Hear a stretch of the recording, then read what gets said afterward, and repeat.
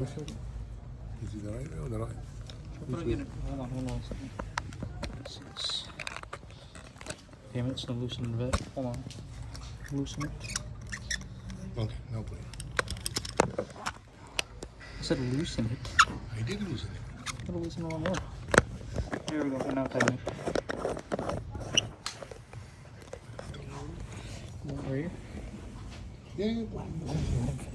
He's finished. You just have to put it.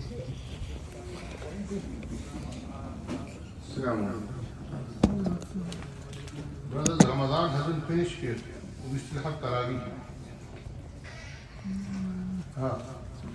Taraweeh is a mustaqil sunnah of Rasulullah sallallahu alaihi wasallam. And Ramadan, the fasting is fard. Isha salat is fard. Taraweeh is sunnah. I know in some masajid they don't do Quran Taraweeh. Rather, they don't want people to do Taraweeh. This is going against the ijma' of the Sahaba. In the time of Sayyidina Umar radiyallahu ta'ala anhu, even in the time of Rasulullah sallallahu alaihi wasallam, some Sahaba used to do, pocketed people used to do Taraweeh together. Ubay ibn Ka'b radiyallahu anhu, he was the Qari of this ummah. So Nabi sallallahu alaihi wasallam saw him, he liked that he was leading people in Salah. Nabi sallallahu alaihi wasallam approved of it. Albatta, Nabi sallallahu alaihi wasallam did not do the whole month of Ramadan Taraweeh. He only did it 3 nights. And then afterwards, after Nabi sallallahu alaihi wasallam, in the Sahaba time, in the time of Bakr, they also did not used to do Taraweeh bil Jama'ah as a general public, all every together. In the beginning of the time of Sayyidina Umar, then Sayyidina Umar saw that there were one group here, one group here, one group here. And then there would be clash. Clash meaning that one would be reading, another would be reading, so they would get mixed. So he did mashwara with the Sahaba, وَأَمْرُهُمْ شُورَى بَيْنِهِمْ. He did mashwara with the Sahaba that what should we do. So the Umar himself said that the Aqra Hadil Ummah, the one who knows the most Quran amongst us is Ubay ibn Ka'b. So we all pray behind him. From that time, the Sahaba did ijma' on 20 rakats, not 8. Rasulullah sallallahu alaihi wasallam used to do 8 rakats every night, Ramadan or no Ramadan, he used to do it. The Sahaba did ijma' on 20 rakats. We cannot be better than the Sahaba. We cannot be better than the Sahaba. The Sahaba ijma' was on 20 rakats. Until the last 2 years, from the time of Sayyidina Umar radiyallahu ta'ala anhu, until the last 2 years. In the Haram, there has always been 20 rakats. The people of Haram now have erred. They have left the way of the Sahaba in Taraweeh. And they are doing 10 rakats. Ijma' of the Ummah was on 20 rakats. One of the Imams of Haram has written a book on the Ijma' of the Sahaba and the Sunnah on 20 rakats of Taraweeh. There are some people who don't do Quran Taraweeh at all. There is a group amongst the Muslims who don't do it. They say that the Quran is not complete. They say the Quran is not complete. They say there are 10 juz of the Quran missing. These are the Rawafid. And those who say that the Quran Taraweeh is not Sunnah, they are little Rawafid. They are also Rawafid. Because they go against the Sunnah, Ijma' of the Sahaba. When the Sahaba did ittifaq on something, and Ijma' upon something, it becomes a Sunnah. Nabi sallallahu alayhi wa sallam said that عَلَيْكُمْ لِسُنَّتِي وَسُنَّةِ الْخُلَفَاءِ الرَّاشِدِينَ الْمَهْدِيِّينَ عَضُّوا عَلَيْهَا بِالنَّوَاجِذِ. That if I commanded you to do something, or the Khulafai Rashidin is Sayyidina Abu Bakr, Sayyidina Umar, Sayyidina Uthman, Sayyidina Ali. If they told you to do something, then you have to hold on to it. In Jum'ah, we have two adhans. In the time of Rasulullah sallallahu alaihi wasallam, there was only one adhan. But in the time of Abu Bakr radiallahu anhu, there was only one adhan. In the time of Umar radiallahu ta'ala anhu, there was only one adhan. But Medina had spread very much. And people, if they came after the adhan to the masjid, by the time they reached the masjid, salah would be done. So, Sayyidina Uthman radiallahu ta'ala anhu had adhan appointed outside one adhan. When people would hear that adhan, then they would come to the masjid, and then before the salah, he would have the second adhan done. From the time of Sayyidina Uthman radiallahu ta'ala anhu till today, till last Jummah, in Haram there was two adhan. In both Haram. In Masjid Aqsa there was two adhan. In majority of the masajid in the world there are two adhan. There are some people who have قَدْ اعْتَزَلَ عَنَّا. Hasan al-Basri rahimahullah said that they moved away from it.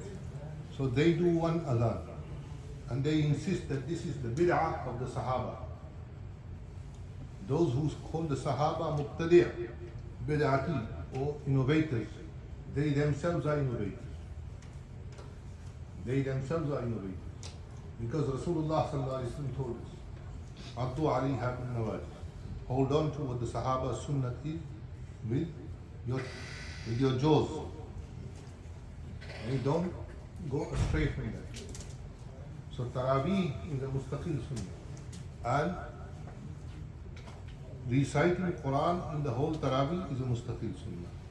Nabi sallallahu alayhi wa sallam did not recite the whole Quran in Taraweeh because Nabi sallallahu alayhi wa sallam didn't do 30 days or 29 days of Taraweeh. He only did 3 nights. That comes in a hadith. But after him, from the time of the Sahaba till, they always did Taraweeh, full Taraweeh, and inside was recited Quran, complete Quran in Taraweeh. That's why a lot of people get this misconception that Taraweeh and then Quran, whatever Quran you hear and you read. That's not what it is. A time will come when people will say everything is bid'ah.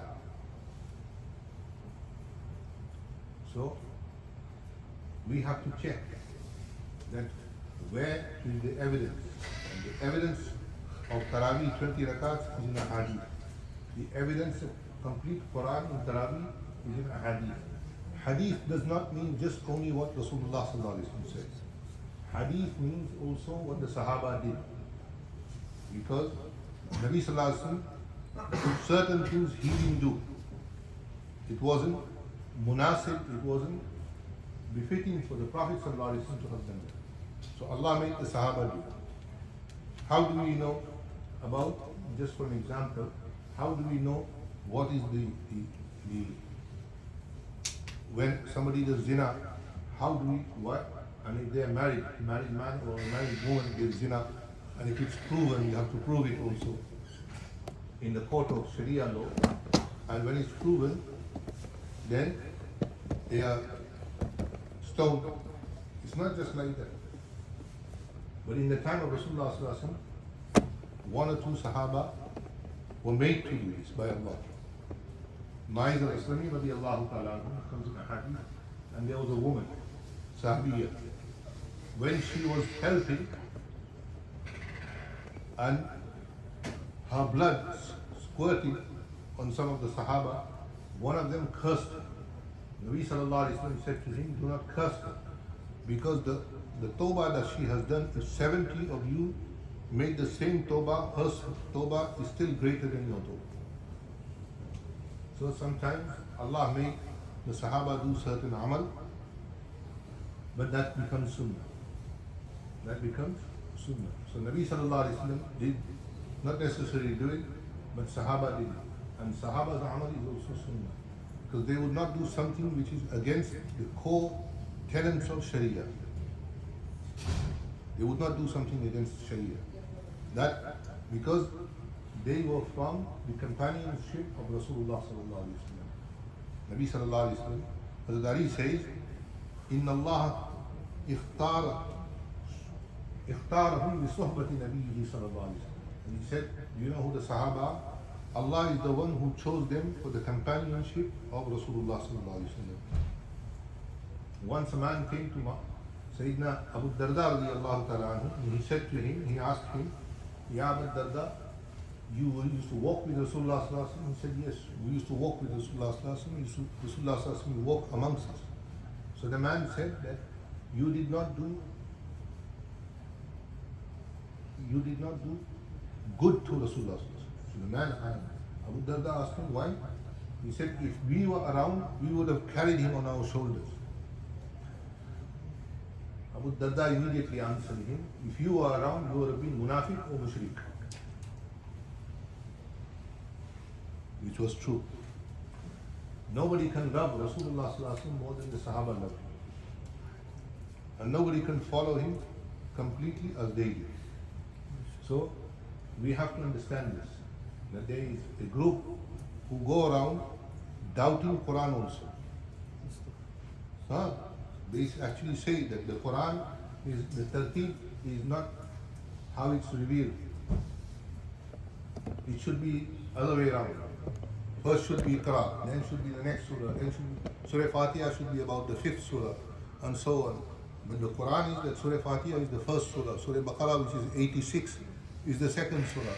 In Revelation it is 86. So who did this? Rasulullah sallallahu alaihi wasallam did this. And why did Rasulullah sallallahu alaihi wasallam do this? Jibreel told him. And who told Jibreel? Allah Jalla Jalaluhu. So the tartib of the Quran is according to what Allah has ordered Jibreel and Rasulullah sallallahu alaihi wasallam. That's how it is.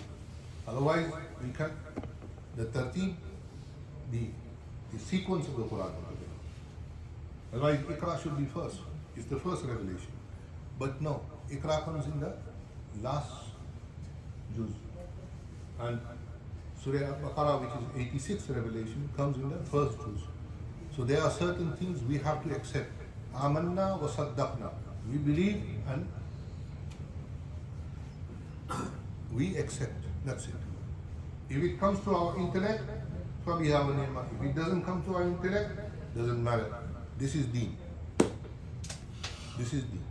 May Allah give me tawfiq also, and you tawfiq also, to understand that there are certain aspects we have to accept without any doubt.